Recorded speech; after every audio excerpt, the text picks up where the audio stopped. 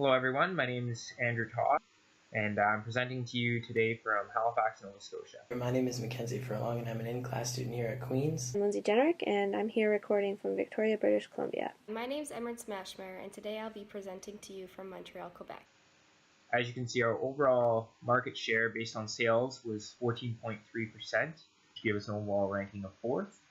Our market share for the end of round 8 caused us to drop down to 12.52%. Our overall profitability ratios, again from the debrief report, are listed above, although we can see them drop significantly from round 7 to 8 in the table. Finally, the market cap or market capitalization value in round 7 was 12%, but dropped down to 0.29%, or about $2.2 million. And that was a result of our share value plummeting down to $1, which we're going to discuss later on in the presentation. As you can see, our focus was on being a cost leader throughout the product lifecycle.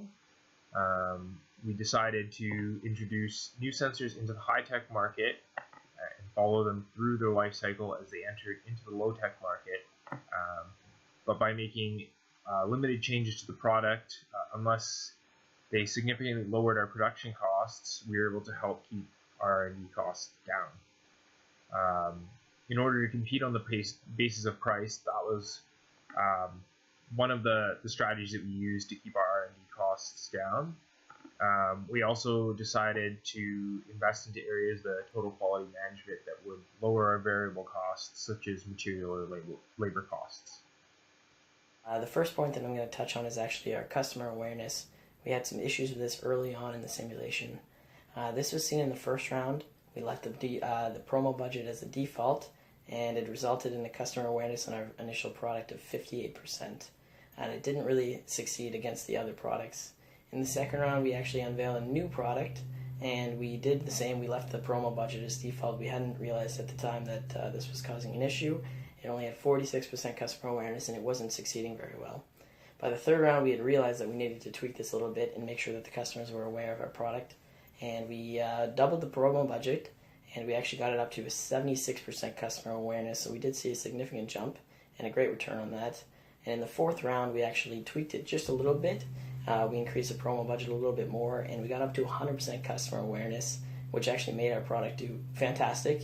So by the fifth round, when we unveiled our next product, we made sure that we had moved the promo budget up and allotted some extra money in that sense. And we only had that product out for a little bit of the year, but it did have 79% customer awareness, and it did very well through that period. By the next round, the sixth round, it actually had the second highest market share in the high-tech segment.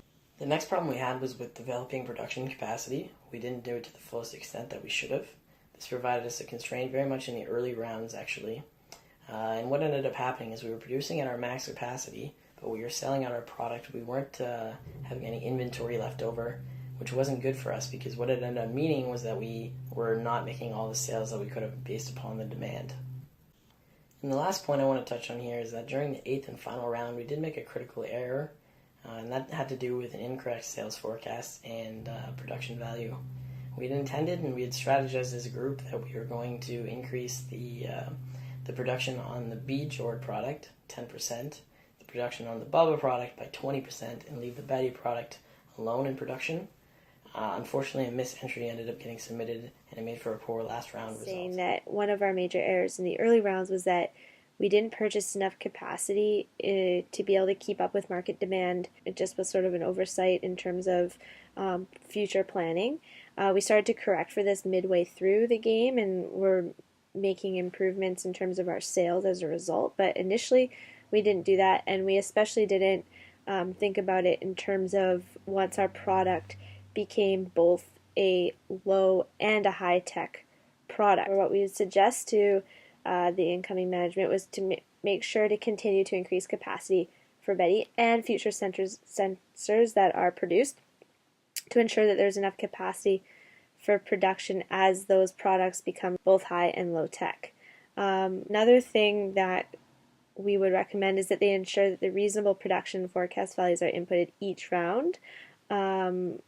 We made a mistake there at one point, leaving some unrealistic numbers into the game, and you can see how drastically that will affect every aspect of a successful business. That will affect in likely a negative way if you aren't predicting those numbers accurately. So we definitely learned that investing in promo and sales actually resulted in greater sales. So you want to consider those things as you're predicting those values.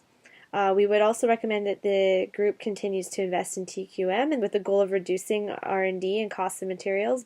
We would also recommend that if this were to continue, new sensors should be introduced in the next round or two in order to align again with that strategy of rolling out a new product every 2 to 3 years. As Betty and Bubba move into those low tech zones, then it's important that another product comes out into the forefront of high tech. As a side note, Jordan will likely need to be retired and the remaining inventory sold off within the next few rounds. First, the power of financial leverage is important to utilize from the beginning of a business startup. In our case, we use long-term borrowing, but financial leverage can come in many different forms.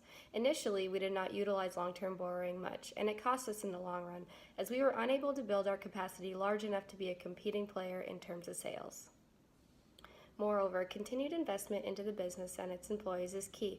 In our simulation, we did this through TQM and HR, and this aided us in lowering labor and material costs by improving the efficiency of our Baldwin organization.